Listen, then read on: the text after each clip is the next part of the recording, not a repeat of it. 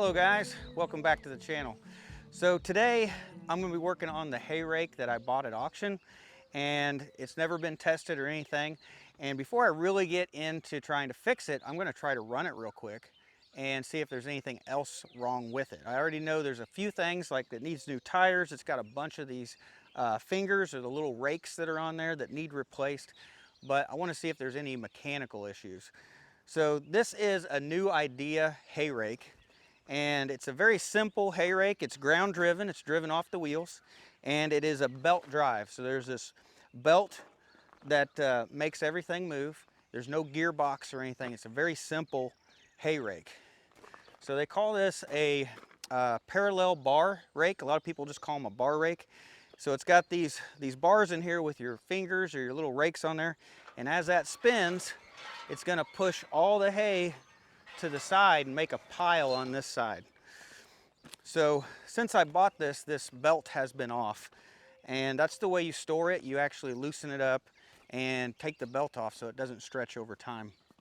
So I'm going to put this belt on for the first time, get it all ready to go, and we're going to go test this thing out, see if there's anything else wrong with it before we really dive into the fixing. So let's go ahead and get started. So this actually has a round belt. It's kind of an oddball belt that runs this thing, and it has a series of pulleys that it goes through, and hopefully I can get this put on. So there is a turnbuckle on here to adjust the tension of the belt. I'll loosen that as much as I can. Well, the turnbuckle itself is already threaded in on this side, and this side it's not, so it's not centered. See if I can get the belt on.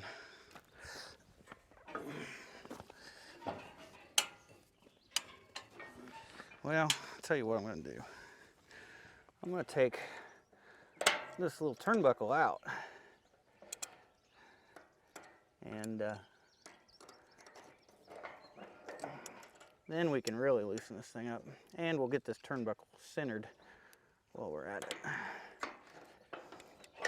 All right, so now that that's out, I should be able to get this belt on.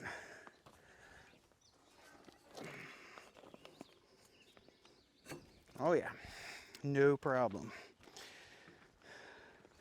So now let me see if I can center this turnbuckle up a little bit better. That's about as far as it wants to go. And I wonder how much tension you put on this thing.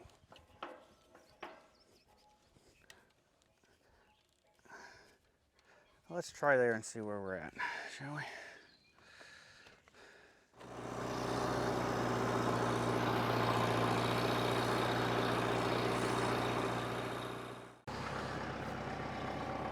So I guess I'll lower this down a little bit. Not sure how though.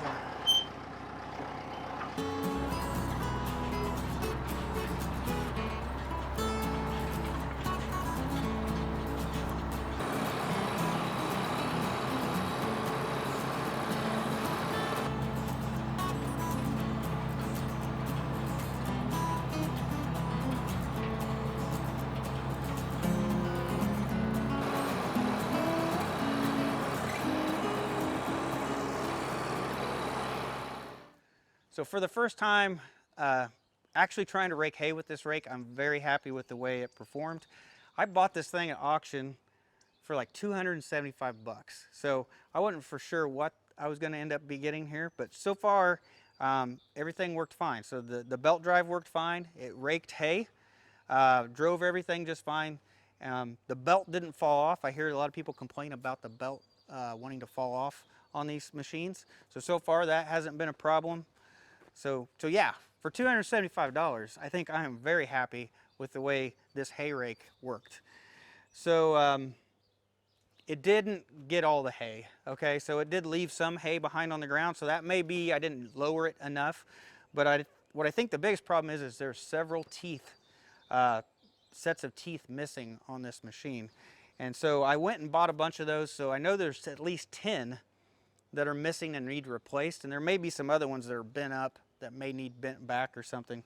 But so we're going to go through and replace all the missing teeth. Hopefully that'll help pick up the hay a little bit better. And then we're going to go through and grease the whole thing up, get it properly greased.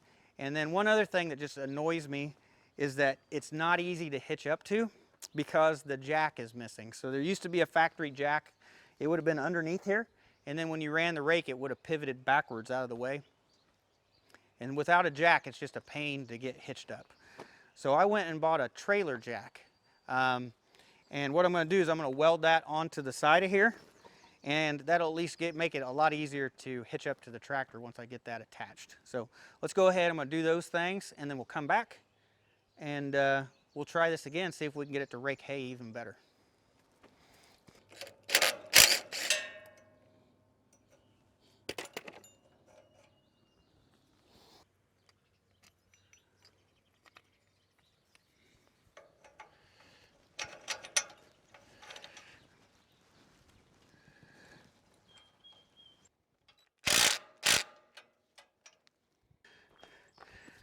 So there may be some of my problem right there. So here's the new hay rake finger, and here is this old one. Look at that. It is at least 2 inches, maybe 1.5 inches shorter than what it should be. So if I got a bunch of these that are that worn out, there's going to be a lot more on here that need replaced. So I do have some of these that are missing the bracket and everything. There's just an empty hole. So I did buy some brackets, but these are for a New Holland. But supposedly the New Holland and this New Idea, supposedly they interchange. And it looks like it'll work. Okay.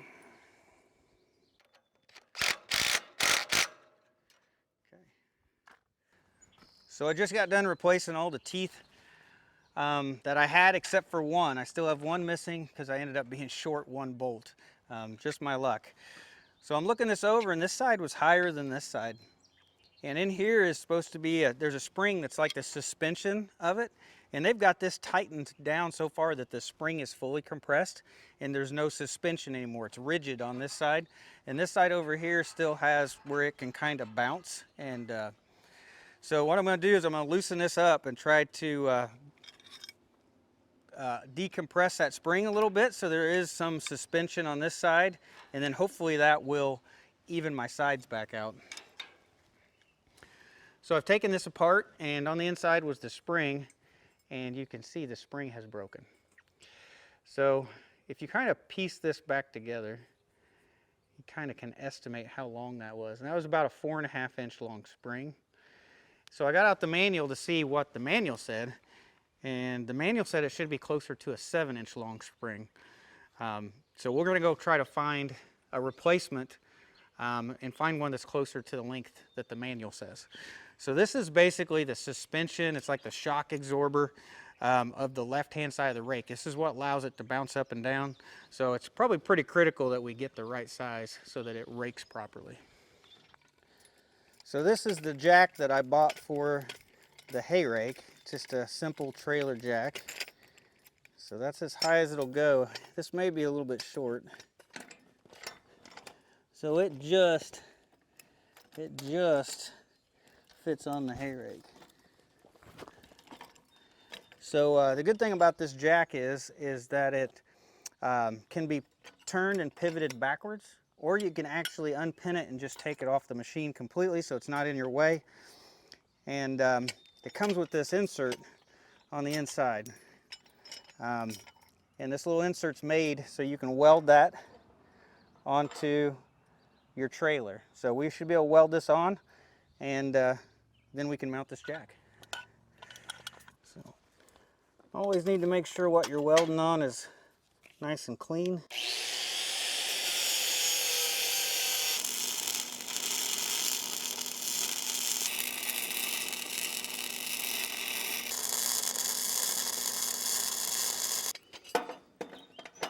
Should be able to slide that on. Put the pin in.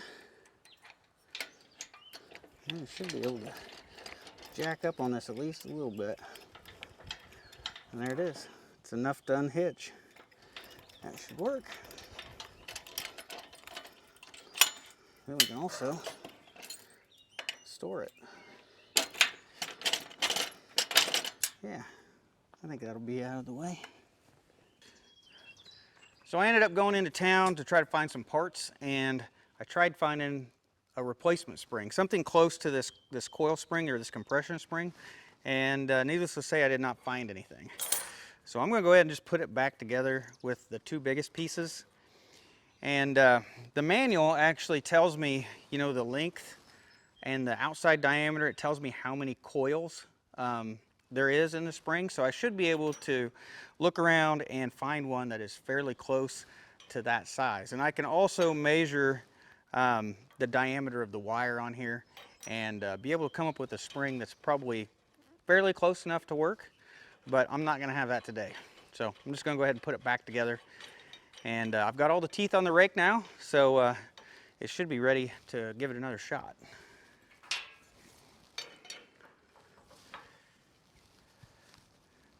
So this threaded piece here seems to be pretty worn out. Most of the threads are gone.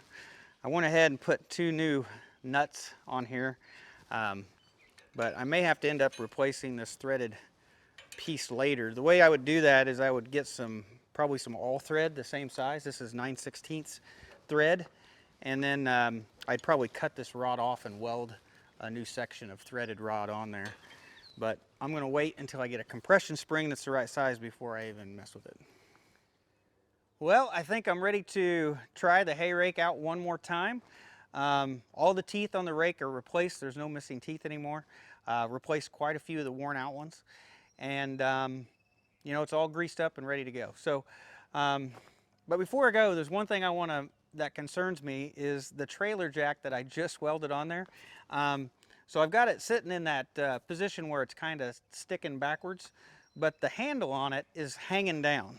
So the little crank that's on the trailer jack is hanging down here, and I'm afraid when I turn that it could come in contact with this lift arm here on the tractor. And this is an old tractor. It's a 1961, and it was before a 3-point hitch was standard.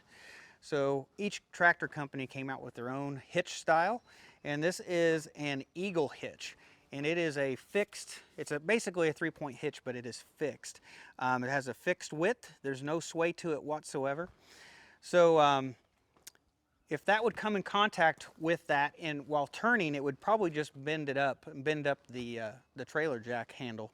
So I think the best thing to do is just to probably remove this, you know, while it's in use, and just set it to the side, and then we'll just use the trailer jack when we want to unhitch or hitch up to the tractor.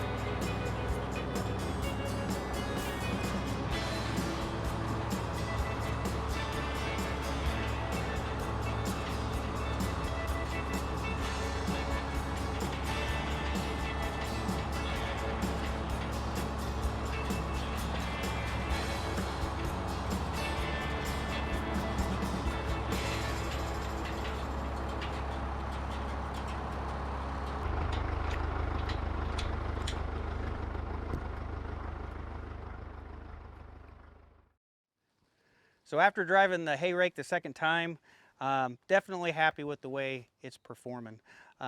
So I did lower the hay rake probably a little bit farther this time, so it was picking up the grass maybe a little bit better. Of course, it's got new teeth on it. And then I did kind of level it from side to side. And definitely, I think it picked up hay better this time and gathered it up.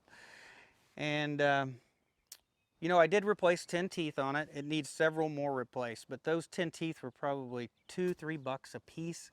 And total what I have in this thing so far is probably about 300 bucks. So for $300, I think I'm real happy with the way it's performing for me. That's for sure. So there are a couple other things on here that aren't ideal or not correct. And one of those is going to be the tires. It's got used car tires on it. Now I do see that a lot on these old hay rakes. But this one over here, this one's completely bald, completely flat, and it's going to need replaced. So when I replace them, I'm going to have to decide whether to go back with like a used car tire or to actually put the correct tire on there. And the correct tire would be like an ag tire. It would look like a little tractor tire. It'd have real aggressive tread so that it got really good traction to drive the hay rake and to turn it good. So I'll have to just look at the price of the difference between a used tire and buying the ag tire and see which way I want to go. And one other thing is there's a mechanism back here. There's this lever, and you're supposed to be able to engage or disengage the ground-driven drive. You know, you're supposed to be able to disengage it, go down the road, and then it won't turn. Well, somebody must have had problems with it because they took that and they've welded that mechanism together so it drives all the time, always spinning the rake. The only way to keep it from spinning the rake is to take the belt off. So, of course, I don't want to take the belt on and off numerous times. So what I was doing is I was taking the lift on the hay rake and I would crank it up so that it was all the way up and then drive down the road. So it would still spin, but it wouldn't hit the ground.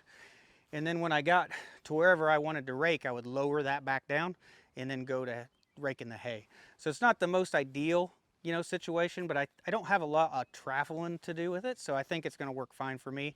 And you know, and for 300 bucks that I've got in it so far, definitely happy with the way it's performing. So I am trying to, you know, bale my own hay for the first time, and I'm trying to do this with cash. So I've got, my equipment is not very expensive. The sickle bar mower was about, I think it was $375 for the sickle bar mower, and this was $275 when I bought it. And I think the hay baler, I had like $400 in the hay baler. So I had, I can't, you know, less than 1,200 bucks, maybe less than 1,000 bucks in my hay equipment. So I am trying to do this on the cheap, and we'll just have to wait and see how well everything works in the end. But so far, the first two pieces of equipment seem like they're going to work for me. So the next one is going to be to go through the hay baler and start going through it, making sure it will bale hay and work properly. So I'm pretty sure that's going to be the worst machine to go through. Highly mechanical machine, way more mechanical than these other ones. So, you know, I've worked in manufacturing stuff. I've worked on assembly equipment that's highly mechanical equipment, and I think I've got the skill set to learn the hay baler and to work on it and to fix it. So we'll just have to wait and see how it goes. It is going to be a learning experience, but I think you know, I've got it in me to be able to go through it and make it work. So we'll just have to see how it goes. So if you like these videos, you know, keep on watching. So we're going to be we'll be doing the hay baler next, and going through it. I want to make sure that it all works before I go out and actually cut my hay. And it is time to cut the hay. I went out there the other day. We have the first blooms on the alfalfa. And that's when you're supposed to cut it, at first bloom. At least that's the way I understand it. And so I'm holding off right now until I know the hay baler works. So that's what we'll be doing next. So anyway, I'm gonna call it a day today. It is a beautiful day, and I'm at least gonna try to get a little bit of enjoyment out of it. So thanks for watching. I'll see you in the next one.